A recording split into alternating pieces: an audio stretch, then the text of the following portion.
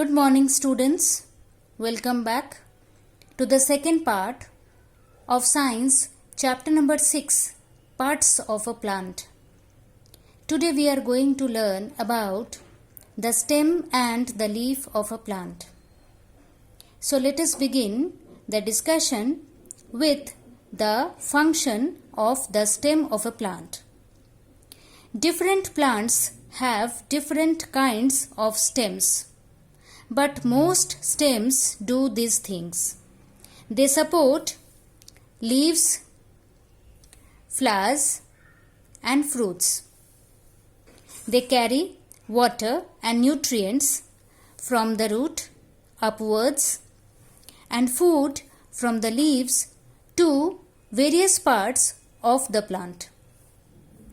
The stems of some plants, such as potato, ginger, sugarcane, store food and can be eaten as food. Some stems grow underground and store food for difficult times. These are underground stems.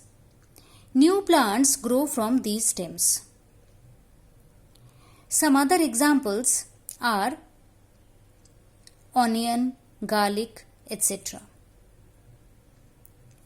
You can see a potato, which is an underground stem. From these structures, new plants can grow. So, new plants grow from underground stems. Another example given in the book is that of an onion. You can see new plants growing out from the underground stem of an onion. So, the three main functions of the stem are: it provides support to the other parts of the plant such as branches, leaves, flowers and fruits. It transports water and nutrients from the roots and food from the leaves to the rest of the plant. And the underground stems of some plants store food and can be eaten as food. The stem grows two kinds of buds. Buds are small structures found at the tip of a plant. You can see this is a flower bud because this bud will grow into a flower. It is present at the tip of the plant. And these buds, which grow between the branches and the leaves, are leaf buds, which will grow into a leaf. So, there are two kinds of buds: flower bud and leaf bud. Bud growing into a flower, that is flower bud, example rose. Bud growing into leaves and branches, leaf bud, example cabbage. Now let us discuss types of stems. We can classify plants on the basis of different kinds of stems. Plants have a vast variety of stems ranging from hard and woody stems of trees to soft and green stems of herbs. Now let us discuss all that in detail. Trees are plants that have a thick, strong stem called the trunk. The outer skin of the trunk is called bark. This outer brown covering is called the bark of a trunk. Trees grow tall and their branches grow high above the ground. They live for many years. Example, a banyan tree, a mango tree. The bark of a type of tree called birch was used for writing before paper came into use. Palm leaves were also used for writing. Second group, shrubs. Shrubs have hard woody stems. Their branches spread out close to the ground. They are commonly called bushes. For example, rose bush. Shrubs are often used as boundaries in gardens.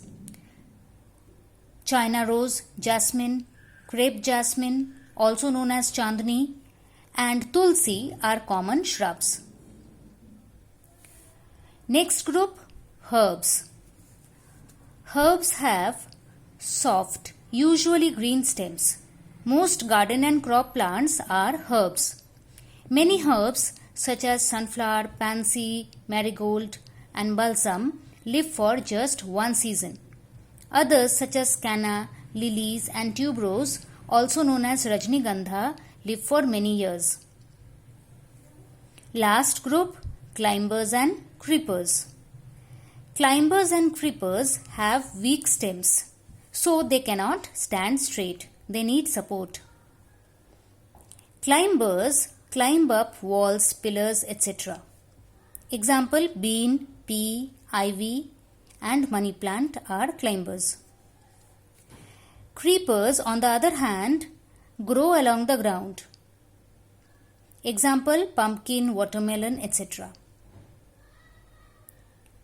So, on the basis of the vast variety of stems, we can classify plants as trees, shrubs, herbs, climbers and creepers.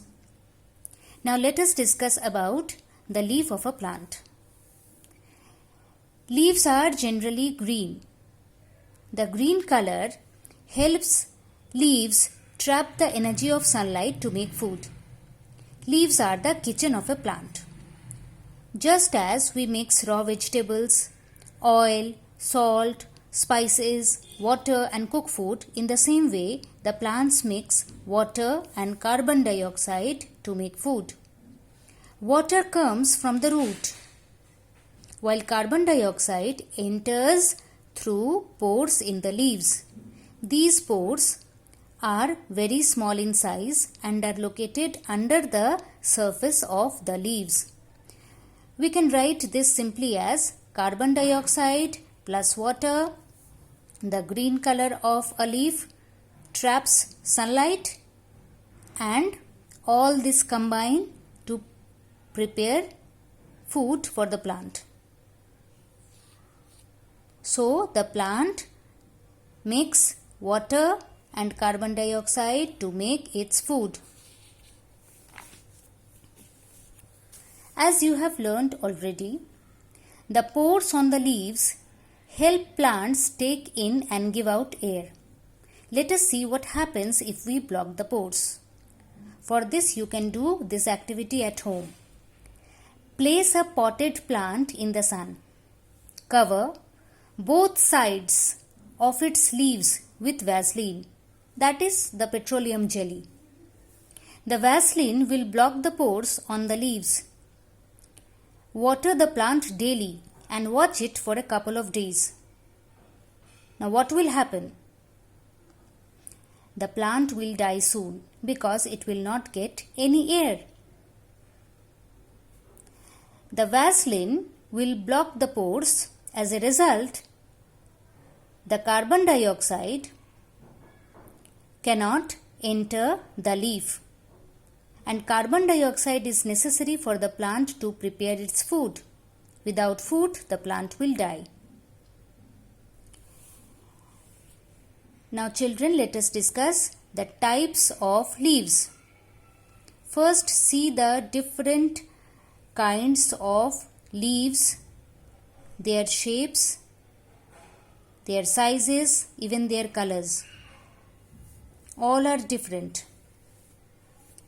Leaves are of many types. Some are thick and store water and food. For example, Bryophyllum and Kalanchoe.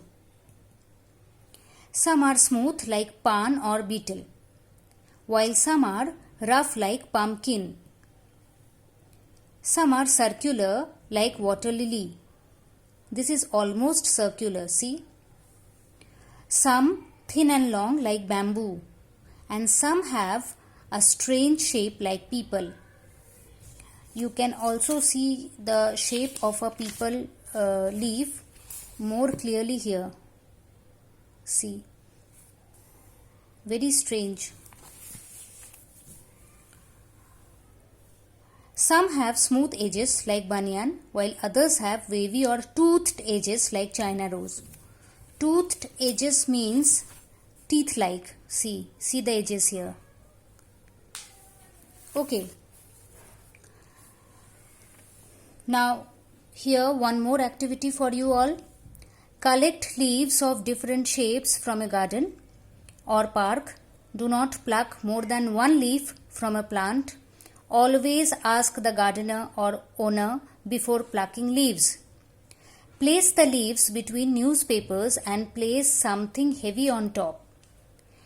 Change the newspapers after a couple of days. If you will not change the newspapers, then the leaves may rot because leaves contain water. The newspapers will soak the excess water and the leaves will dry if you keep doing this. So keep changing the newspapers. You can do many things with your leaf collection. You can make a leaf album. You can stick them on a card or on the cover of your scrapbook. See? Stick them on an empty can to make a pen stand. Make designs like the shapes of animals, or simply stick them in your scrapbook and write the name of the plant under each leaf. You can make a flower collection the same way. That is, you can collect flowers from a garden, different flowers, and you can do the same procedure with different flowers. So dear children, I hope you all have understood the topic well. Please go through the topic once again. Thank you.